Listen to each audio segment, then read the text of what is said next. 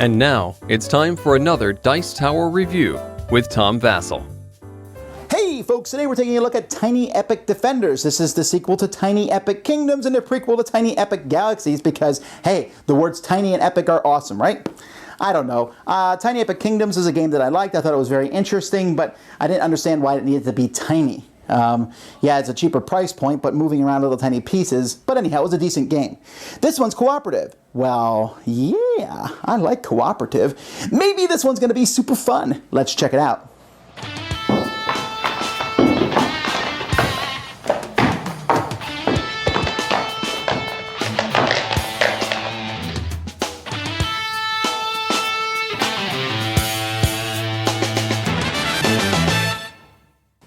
Players are going to win or lose this game together. To win the game, you have to beat the big bad guy. Either the ancient, the epic tree stump has grown up, the dragon, the giant, the kraken, the demon lord, or the colossus. Each has a number of hit points and a special ability that they have. You'll randomly select one and place it next to the board, along with some horde cards that go on top of it like that.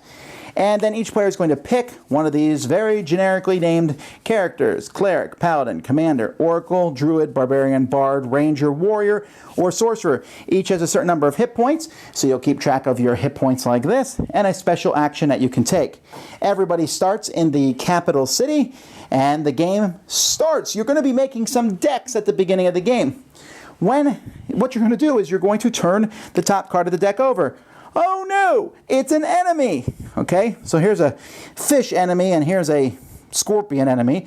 This will make basically you're going to move the threat level in both those areas up one. So the coast goes up one over here and the desert goes up one here. Okay, next. Hooray! It's the blue player's turn.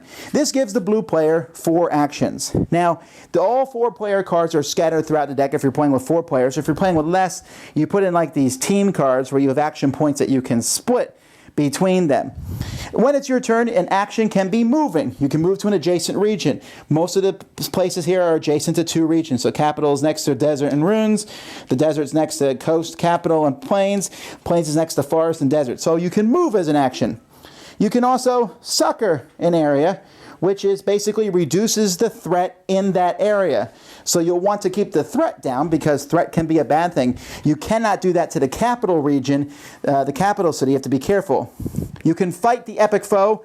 If the epic foe has shown up in the game, you can go to his area and spend an action point to reduce his health by 1. You can also use a special ability in a region. So for example, in the forest here, and each of these regions has 2 sides, so there's a different thing on each side. But in the forest, you can use, for 2 action points, you can reduce the threat of level of any outer region by 1. So if I'm in the forest, I can spend 2 action points and reduce, for example, the coast down by 1. You can also use your hero's ability. So for example, the commander, for 2 action points, I can move a hero to any region. If you don't start your turn in the capital city, you can reduce your health by 1 to look at the top 2 cards of the turn deck. Here, Nature's Call, which is a really, really bad phrasing here, but you can move to the forest. All right, so they each have special abilities. And that is what you're going to continue to do. At the end, after you've gone through all these cards, you will draw the top card of this deck here, which has more of these generic monsters, but also has some epic monsters in it, or dire enemies, I'm sorry. And you put a certain number of dire enemies in this deck, and you'll add one of these. These dire enemies are much more difficult than the rest, and when they show up, they're going to do more damage and special abilities to you. So you're going to add those to this deck, shuffle it, and go through this deck again. So this deck gets a little bit harder each time. Once you've gone through that whole pile, then the big bad guy shows up and you have to beat him. Now, when these cards are turned over and they increase the threat of a region, if you are in that region, let's say I'm in the plains and a monster comes that's going to make the plains go up by 1, I can cancel that by taking a hit point. And so players will have hit points here, and they can take hit points. And the problem that you have is you don't actually kind of die in this game, but if you don't have any hit points left, you don't have many actions that you can take, and so you're basically useless to the party. So you need to get healed or some way back in. So you can take hit points, and that's not a big deal, and that will keep these threat levels from going up, because if the threat level goes all the way up, then that area is going to be destroyed. And if that symbol shows up again, then the capital city will move up each time. And if the capital city is destroyed, you lose the game. That's it. You fight off the big bad guy, and you win. Have enough areas destroyed so the capital city gets ripped apart, you lose. Blech. Really, really, really dislike this one. We'll start off with the theme. It's fantasy. Ha ha ha ha. Come on, guys. Come on. If you're designing a fantasy game, I'm not going to give you a free pass here. You got to put some kind of effort into the game. Don't be barbarian, dwarf, paladin. I have a sword.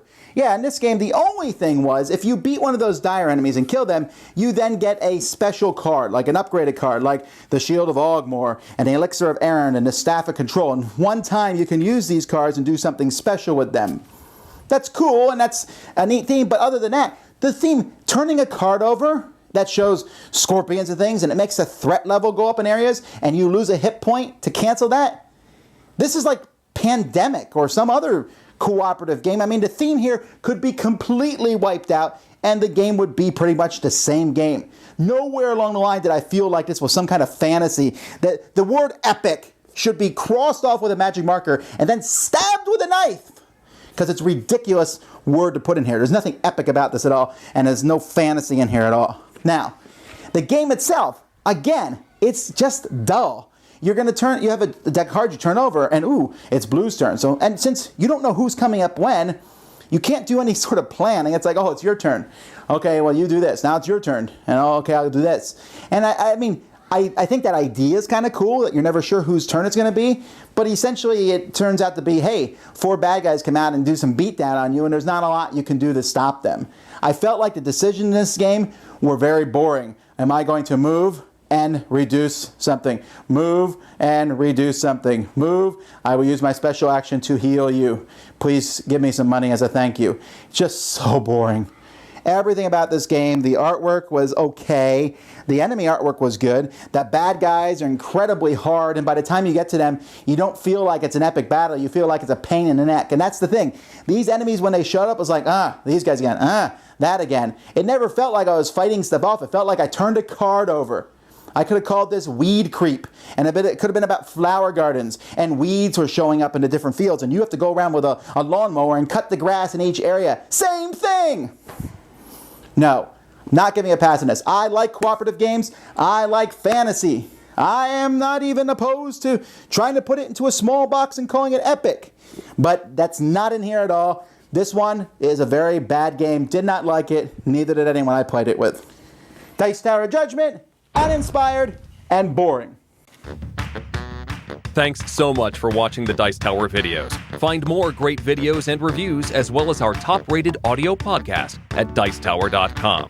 You can also find other great shows at Dicetowernetwork.com. I'm Eric Summerer, and you've been watching The Dice Tower.